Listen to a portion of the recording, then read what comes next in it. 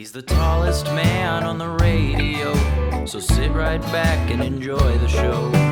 Flying through the air like a ballistic missile. Here's your host, Ben Kissel. Hey, what's up, everyone? Welcome to the Ben Kissel channel. I'm Ben Kissel, hanging out with Kyle Plouffe. Hey! You can check Kyle Plouffe out on the Death and Entertainment podcast. Also, the political show right here on the Ben Kissel channel. Jerry Aquino is not with us. She's a little under the weather today, and we wish her the best. Chlamydia. It's going around, and she got. But I really hope that she. What do you have to do? You got to drink your cranberry juice. Couple of pills, you'll piss it right out. Couple of pills, she'll be totally fine. Just kidding. She probably doesn't want to be around us today for whatever reason. Yep. All right. Well, I have to congratulate Kyle Plouffe. He is the three-time pool league champion, MVP of his bar league. So congratulations for that, buddy. Thank you. You're a new father, and you're doing fatherly things. Yeah, it keeps me old. Absolutely, it really does. Well, speaking of old, let's get to today's first story. Even though it's a bit of a recap of an old story, we covered Elton John recently. Yeah. Obviously, total legend. Everybody loves Elton. Yeah. However, one restaurant. Oh my goodness, what's different things here? Shoe store. One shoe store owner doesn't like Elton so much. Yeah. For those that don't recall, Elton walked into a place called Sugar Kicks, which sounds like a place that Epstein would bring the children. Yeah. And he said, I have to use the toilet. And then the guy who owns the joint said no, which is ridiculous. You never, ever say no to Elton John. Yeah. And he's French, so it's probably more annoying. He's probably inconceivable. Absolutely disgusting. Also, for all the Olympians out there, be very careful in that Seine River. They said they cleaned all the shit out of it. No, they just did an investigative report full of human shit. Yeah, so all of our Olympians are just going to be out there waving, and it's going to smell like just a Texas Roadhouse bathroom that hasn't been cleaned since 1988 after a David Allan Coe concert. Yeah. So be very careful for our Olympic athletes out there. Speaking of chlamydia, there's a good chance you'll get it if you swim in that dang river. Let's go to France, right? So Elton John walks into this guy's shoe store. I gotta pee. Guy says no. Elton looks to his security guard, says, give me my piss bottle. Which is a level of fame and a level of success we'll never have. We'll strive for it, but I don't know if we'll hit it. That's incredible. Yeah. To just be like, piss bottle. Piss, please. Yeah, and they're like, get Elton his piss jug. Yeah. That I have to carry at all times. You know that's the newest security guard. It's like, Roy, welcome to the club. Here's the piss jug. Yep. You're in charge of it now. Piss, bitch. So, because of that, Elton John then took a piss in the middle of the Sugar Kicks, this dude's shoe store, because he wouldn't let him use the bathroom. Now, because Elton is such an iconic god, there's become copycat pissers. Oh. And the owner is upset. The headline, Elton John allegedly peeing in bottle in store inspires copycats. And the owner is pissed. A little play on words there. Hey. So there's a dude who walked into this spot, and he said, what did Elton do? And then and he said, I'm going to do that exact same thing. So sources acknowledged to TMZ this story about Elton allegedly leaking in the shoe store for a couple of weeks.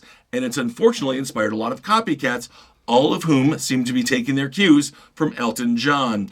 Among some of the follow-up incidences, we're told they've been taking place. One person peed in the bottle inside a store, just like Elton did. Well, another took a leak on the store's front steps, which really, that's not so bad.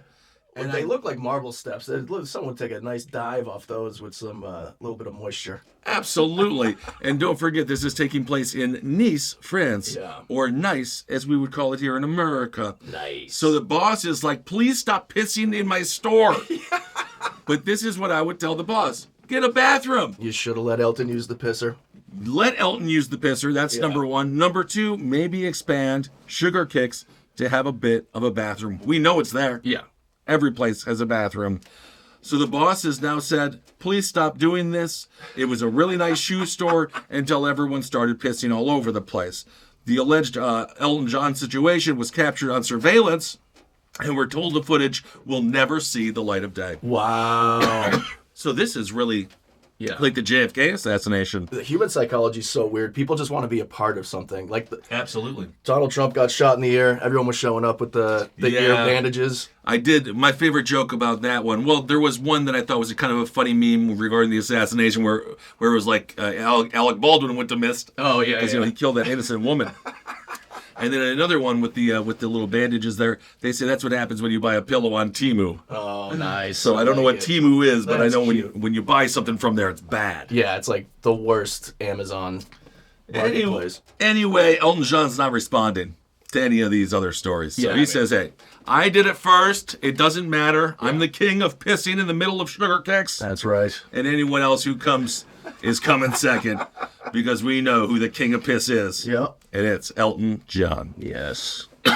All right, well, let's move on here. Let's talk about rats. This story is going to really get you going here. Yeah. So, New York City, obviously, it's infested with rats. We all know that. Yeah. And evidently, the heat wave is real, and it's stressing the rats out. Oh, boy. Isn't this bad? That's what you don't want, stressed out rats. Absolutely not. I'm currently living in my house, and I don't have HVAC. Yeah. I've got no AC, and it's taken 2 months to come and fix it. They say they're going to come in early August, because I feel like a little stressed out rat myself. It's hot as balls, or dare I say the perineum. Hey. All right, so it turns out rats are getting hot and heavy on the subway. They're scorching temperatures, and they're wreaking havoc.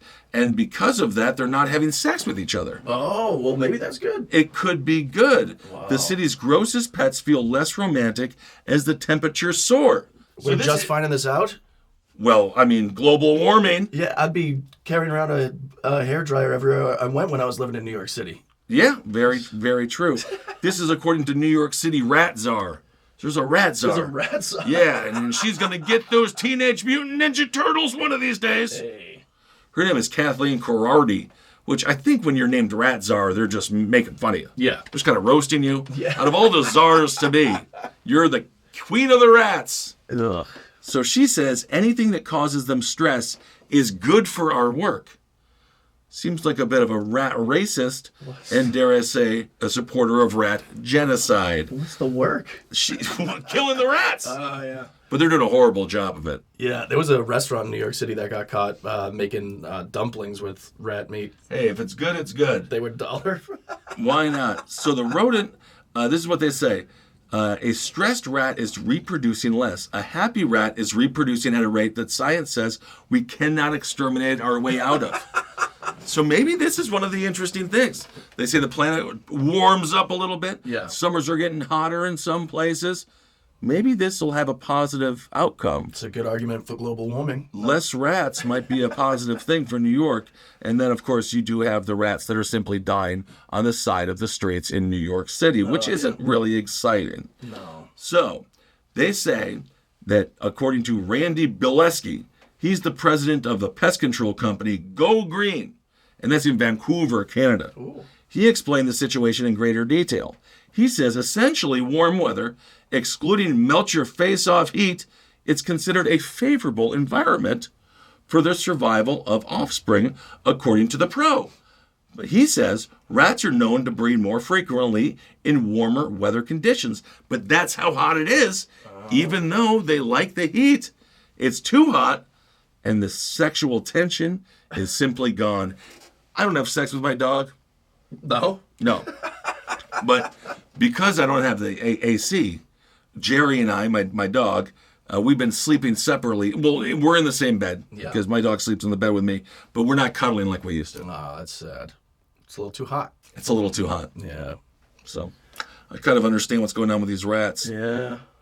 Yes, indeed. So warm days again versus hot days provide rats with better access to food, water, and shelter, which are essential for successful breeding and raising their young. So look at that. Isn't that kind of exciting? The best thing people can do to curtail the out-of-control issue this summer, according to the expert, is sealing entry points, eliminating food sources, and using traps or bait. But you can't do fucking anything. No. They're just going to get you. So I would just keep your apartment super hot, and hopefully the rats stay away. Oh, that sounds like shit. What was your worst rat experience? When I was living in New York City, we moved from like this horrible warehouse we were living in with no windows. Yep. It was garbage. And we move into this brand new, first renovated, where the first tenants in there with new hardwood floors, everything. It was so incredible. We were there for like 3 months, and then they knocked the building down behind us. Okay. And then all the rats came to our apartment, and they were just everywhere. That's what happened It was to me. horrible. Yep, and you can't get rid of them. You just, with any luck, you befriend a couple of them. Yeah. And then they're like, leave this guy alone. He's my guy. But they're not like mice. I can deal with mice. Rats, it's a whole nother thing. And they eat all your clothes. Oh, they're so gross. The next thing you know, they're having sex with your wife. Yeah. Yeah, that's my son now. Taking him to Disney World. It's like, buddy, please, Lord, can I have my shirt back? It's like the movie Dirty Work with Norm Macdonald. It's like, hey, that's my shirt, after his girlfriend threw all his stuff out. Yeah. And the guy took it off, but he was too hairy, and Norm said, you can keep it. Keep it. A little joke there. You know. All right. Well, let's move on from rats to aliens. This story I found to be quite compelling. Oh, yeah? Kyle, what do you think about aliens? Are they here? Are we them? We are them. Because as soon as you go to the moon, as soon as you go to Mars, you know what we are? We're aliens. Hey. Isn't that interesting? Aliens have been in the news for a long time. Basically, the U.S. government admitted that UFOs exist, and then nobody cared at all. Yeah. Everyone was just like, well, let's move on. Cool. Who's playing in the World Series? Nothing will shake us anymore. I was talking to a buddy the other day. We were just living in constant PTSD and trauma. Yeah. So Americans were just like, oh, UFOs? Just add that to the mix? Yeah, we're just living in a cartoon. It's fine then. All right, I guess those are real now. Great. I still have to go to work. Yeah. When UFOs are here, you would have thought a lot of things would have changed. But of course, absolutely nothing has. So, a three-fingered Oh, wait. Now we're talking. alien mummies. They were found in Peru, and they have fingerprints that do not appear to be human. Whoa. Which is pretty cool. Hey. So, there's a humanoid three-fingered alien mummy. It was in Peru, and they don't have the fingerprints that would match the human beings. This is according to Joshua McDowell, and he's a former Colorado prosecutor and current defense attorney. So he was a prosecutor, and then he's like, I'm a horrible person. And then he was like, oh, I better go become a defense attorney and try to maybe spring some of those people out of jail that I recently put in there. So he examined one of the strange little bodies, and they named that strange little body Maria. Whoa. Maria the mummy alien. So that'll be cool. And they did that with 3 independent forensic medical examiners from the United States. So we have some of the best medical examiners around. Wow. Absolutely. Look at the people who are working on Luke Perry right now. Right? He's dead. Luke Perry, right? He's been gone. With Yeah. Friends. Matthew Perry. Matthew Perry. Yeah. Luke Perry is also dead. He is. Oh my God. There's no Steve Perry's still alive. That's the last Perry there is. Yeah. Wow. From Genesis. Journey. Wow. Oh my God. Yeah. Well, you better watch out. I know. There's a whole bunch of people going after the Perrys. All the Perrys are going down. Absolutely. Matthew Perry, by the way. So he OD'd on ketamine. Yeah. And now they're doing this thing that I disagree with. Yeah. They're going after all the people who like sold him the drugs and stuff, but he was a grown-ass man. Yeah. He knew what he was doing. And so I just don't necessarily think it's I don't know. He knew what he's doing. It's the same people that investigated and prosecuted the people that gave the pills to Mac Miller. So like they are just like hot for finding the suppliers. Well, Mac Miller, that was so sad because he was in his mid-20s. Oh yeah. And I'm so behind the times. I heard of him when he died. Yeah. Which is like totally classic. Oh, and then he I was so listened to good. his music and I was like, this guy's good. I'm going to go to his concert. I would like to see him live. And they're like, he's recently deceased. Yeah. And I was like, well, that sucks. Fentanyl. Oh, was it fentanyl? Yeah. Well, that's different. There was pressed fentanyl pills instead of. That's different because did he order fentanyl? No. So that's totally different. Yeah. Because Perry, I think he got the ketamine he wanted. Yeah, exactly. He just did a lot of it. If it was full of fentanyl, then I'd be like, yeah, come on now. Right. We need honesty back in our drugs. That's right. So, according to attorney Joshua McDowell, he says these were not traditional human fingerprint patterns. And you would know. Sure. Yeah, he's in the legal system. He sees people fingerprint themselves all the time. Which, by the way, I had to go get something notarized. Yeah. Have you ever done a notarized thing? Oh yeah. You got to put your thumbprint in there. You do? Yeah, I was at UPS. I have to send a package over to my dad in Florida. I had to put my thumbprint on there. I thought that was a little extreme. It's like, isn't it also the thumbprint? Yeah. So old school. So he says, we do not see any loops or whorls on the prints of the fingers or on the toes. He says, I'm a former prosecutor. I'm a criminal defense attorney. I've seen lots of fingerprints, and these were not classic fingerprints. Let's take a look at the mummy. There it is. It's on its back. What's up, Maria? It actually kind of looks like the person we talked about on a few episodes ago who lied on his back and projectile shat all over the apartment complex in which he resides. Yeah. Literally shat where he eats every day. Yeah. And those are the 3 fingers that you can see in a scan. They're all kind of weird and I don't know, kind of crunched up. They're elongated. More than half a dozen of these so-called alien mummies were revealed by a controversial Mexican journalist. So he's controversial. This can't be real. What do you mean it's not real? It's in the New York Post. Yeah, it just so happens that a UFO enthusiast found these bodies. Well, he's controversial. Sure. So a controversial Mexican journalist and UFO enthusiast, Jose Jamin Mason. All right. He presented his findings to Mexico's Congress. See, the Congress there is taking this shit seriously in Mexico. Shit. The U.S. is too busy talking about the Secret Service. Why'd you almost let that guy die? Whatever. So McDowell and the U.S. medical examiners traveled with this dude to Peru. This all happened last April, so there's been a lot of time for them to think about it, figure out what's going on. Yeah. And they studied the bodies, and they were poking around and seeing where the holes were and everything else. And then they said, well, look at this. This fingerprint ain't human at all. And he said it would be extremely premature to make any statements about the mummy's origins. Well, we're already calling it an alien. Wow. Which, of course, aliens, maybe they're here, maybe we were seeded by aliens, maybe they're currently in the oceans as we speak, which is exceptionally possible. One possible explanation for this, they say it could have possibly had something to do with the way the skin was preserved, but it's still very odd. I had a chance when I was in London, I went to the museum and I saw the bog people. The bog people? Yeah, these people, they died in a bog, and it preserved their bodies, like, pretty good. Whoa. So you can still see, like, a bunch of shit. They got nails, skin. Whoa. They're, like, hundreds of years old. Wow. Yeah, it's pretty weird. One chick had a rack. It was pretty freaking nuts. So, Maria's body, it is covered in diatomaceous. Something, so that's not good. It's a type of white powder that's made from sediment of fossilized algae. So that's why her body was so well preserved.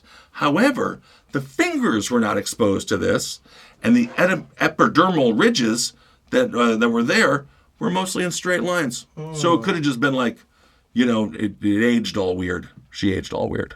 She's tiny. Well, yeah. So they were like, what's going on with this mummy? So then McDowell, the lawyer, brought his dad, who's a doctor. So this is a real successful family. Yeah. But now all they can talk about is aliens. So he brought in Dr. John McDowell, which if you're a doctor, I think McDowell's a good last name. That's a great one. Yeah, you feel comfortable with a McDowell. Yeah. I don't know why. He's a forensic odontologist, which is I don't know what that means. But he's also a retired professor.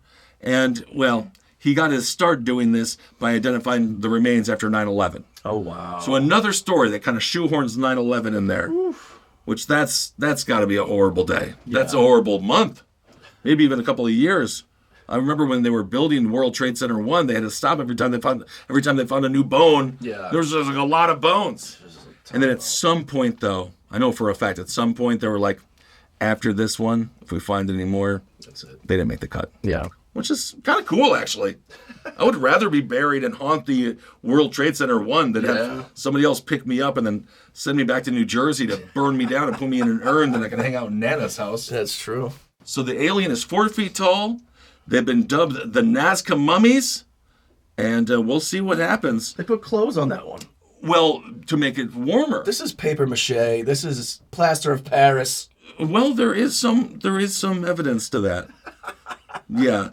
In January, there was another thing where they said that there were dolls and they patched together with paper, glue, metal, and human and animal bones. But then one person, Flavio,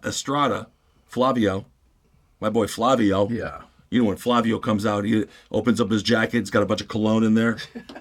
Love me some Flavio Estrada. He says they're not extraterrestrials. They're not aliens. No. But he's just a buzzkill. Yeah. Because who cares?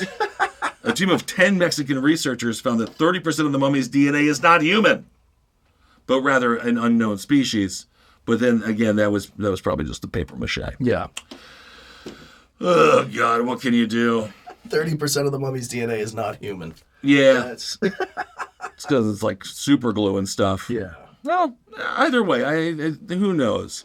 All right. I like a good weirdo who makes shit up like that. Yeah, why not? You gotta appreciate that. There's a picture of the guy with a seemingly beautiful gal. Yeah. And so that's good because usually ufology doesn't necessarily lend itself to the most attractive of people. There's something about it that really kind of gets your dumpier loads. But in this case, these are two folks who are able to find a little bit of friendship. That's kinship. Over alien mummies. Let's go on. Female orgasms. Now, this is They don't exist. They do, Kyle. They do. According to the females, they do. And what's interesting is the female orgasm could rescue masculinity for men with low T. I'm listening. Indeed, I am as well. I love my low T. Every day I wake up and I say, thank you, low T. I appreciate you. So, in the U.S. alone, there's approximately 30 million men, and their ding-dongs aren't working. They have erectile dysfunction. So their erections are just out there doing God knows what, going to all the wrong places, going to the wrong parts of town. They're just in the wind. Just dysfunctional. An estimated 2 out of every 100 American males is not producing enough testosterone. But there are drugs like, obviously, Viagra and everything else that's supposed to be like, we'll make your spunk again.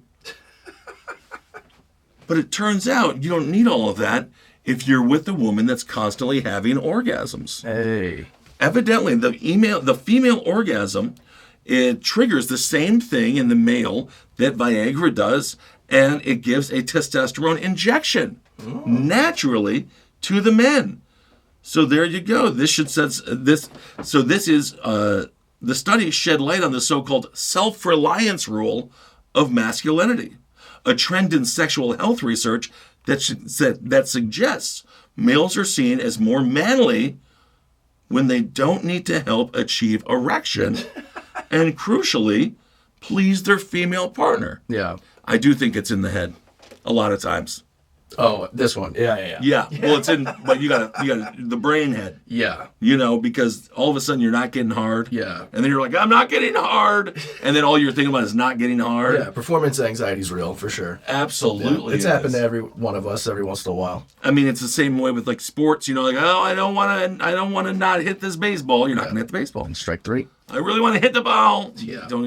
Don't stop thinking. Yeah, don't even just act. Do what you do. Yeah. There was a big fight, by the way, at the Red Sox Dodgers game. We went to the Red Sox Dodgers game this past Saturday, but there was a fight on Sunday. A gal threw a beer at another gal, and then the entire crowd started fighting. Nice. But that was the end of that story.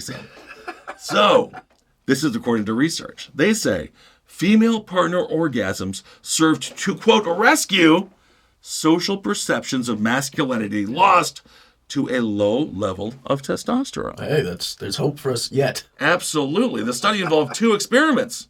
I would really hope I would be the woman in the experiment where I have an orgasm. Yeah, that'd be nice. That'd suck if you were the placebo and you're just like sitting there like not happy at all. I got the placebo snatch. And then the guy's just like, nah, I'm still soft. But then you're like, hey, what's that other study over there? They're like, well, that's the other side of it. That's the hot chick. Yeah, they're all just, those chicks are coming and those guys are rock hard over there. But you guys are losers over here. So the first test, it recruited 522 participants. Wow. Which is a lot. We talked about Swingathon in the last episode. Yeah. This would definitely fit the bill. It was 54% men, 46% women, average age 32. It's a pickle fest. Absolutely. So they randomly assigned sexual vignettes. The stories involved a man engaging in sexual activity 3 times with the same woman who either reached climax every time or not at all. Interesting. Scenarios varied on whether the male character was identified as someone with ED or someone who takes Viagra. So this is a lot of research. They got storylines going on? Well, they set up a whole gangbang. So after reading, participants rated the hypothetical man on his masculinity and self-esteem. So they would be like, oh, that guy really knows how to get it done. So a second test had 711 people. Did a similar thing. They read a bunch of stories, and it turns out again that women in each story, that when they reached orgasms every time, the participants assessed their assigned stories' demonstration of masculinity and sexual esteem. So in both cases, the female orgasm was identified as the most influential factor, regardless of whether the man suffered ED and low T and took drugs for it. So there you go. So save yourself some money in the pocketbook. Just make that gal you're with come a whole bunch. Figure it out. Apparently that works. So isn't that interesting? Wow. Well, sticking with the male genitalia, scientists are growing human balls. Whoa. Yeah. We don't need any more of that. Scientists grow male balls in a lab, and there are fears that it could make men obsolete. Whoa. Isn't that something? Yeah, so this guy, he's a scientist, and he only focuses on dick and balls. His name is Dr. Nitzan Gonen. So that checks out. Gonen's gonads. So he produced a bunch of genitals from cells extracted from mice. So these are mice balls. And then he was able to produce human versions within 5 years that could produce sperm. What? Yeah, lab grown meat. Ugh. It's come for your cock and balls. So Dr. Gonen, he heads the Sex Determination Laboratory. Sex determination, which is very serious sounding for what it is. And it's in Israel. And they said, that it's their goal is not to make men redundant in terms of reproduction and just wants to help the global crisis in male fertility. So I guess I didn't know there was a global crisis. I didn't either. Seems like there's a lot of spunk to go around. So he says, I'm just going to start making them in a lab. So they need chromosomes and all that other stuff. But it does seem as if some point this guy's just going to grow the perfect set of ding-dongs and nuts. Just floating in a petri dish? Yeah, I'm really not that worried about making men obsolete here because, I mean, maybe some women will really like this, but I can't imagine it's going to, it's not going to look that good. It's not going to have any money or anything. Right. It's just going to be a big, weird tuba dick. So, who knows? Is that a dick in that tube, or are you just happy to see me? They call it an organoid. Oh! A word I didn't expect to see today. Studies have found between 1973 and 2018, sperm concentration has fallen 1.2%. Whoa. And then in 2000, after the year 2000, it's fallen 2.6% a year. Jeez. Our spunk is getting weaker. Wow. Isn't that crazy? So this it might be the heat. Yeah. They say the plastics aren't good for us. Oh, yeah. They say soy gives you bigger boobies, increases your estrogen. Yeah. Okay, I could always go for a little bit more estrogen. Yeah. So he added, not only is the sperm count dropping, which I don't know how there's so many in there. Yeah. Isn't it like billions and billions of sperm? At least millions. A couple of people don't need to go into the Coliseum. Yeah. If I was spunk right now, I'd be like, look at all the room I have to grow. Yeah. It was so packed in here before. Right. But now I feel like I'm in Oklahoma or something. I can move around, wag my tail. So, not only is the sperm count dropping, that is the total number of sperm per ejaculate, but 2 is the sperm concentration, or the number of sperm per milliliter. And the quality of sperm, i.e. factors such as how well they move. So, can we just get a break? Why is everything the NFL Combine? They're just starting us. They just start us men. Well, I mean, I guess sperm can be. Well, it's the boys. That's our boys, right? Yeah. And then immediately it's like, how fast do you run the 40? Yeah. And it's like I am like a little thing here. Can I fucking relax? Yeah. But that's like political polling, where it's just like you're just grabbing a few people. You don't know if it's just them. They're trying to say it's like a worldwide thing. Well, it's just a few guys with low nut. Well, I think that how different can the spunk be? Like, I don't know. Well, either way, last story. It's boys' day over here. Pornography feels more rewarding than money or gaming in men. Yeah. That's according to a study. I don't particularly get this because I can't say that I've ever looked at porno and then just been like, that felt like $1 million. Yeah. It's like, I'll take money. yeah. And I'll probably take gaming, to be honest. Right. So new research has been published about human brain mapping. And immediately they're like, let's talk about guys jerking off. The study explained how the brain in the man becomes conditioned to receive internet-related stimuli, particularly porno, gambling, and video games, some of the most common of the internet-based addictions. So they say, an experiment, they had 31 dudes, aged 19 to 38, all healthy, and for some reason right-handed.